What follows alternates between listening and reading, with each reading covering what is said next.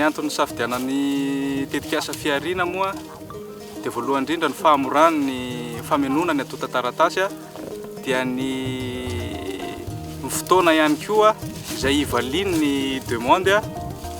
tsy ela be fa vetivety dia efa mivaly le izy raha ohatra ka hoe tafiditra ianao dia eo ihany koa ny zana-bola izay tsy mitovy amin'ny zana-bola amin'ny mpampindram-bola hafa fa amin'ny tany dia ambany ny zana-bola ny tetikasa fiarina. Dia ny tombontsoa azoko tamin'ny fisitrahako ny tetikasa fiarina ihany koa dia ny nahafahako nampiroborobo ny asako izay hita tokoa fa andalam-pandrosoana satria nahazo fond avy amin'ny tetikasa fiarina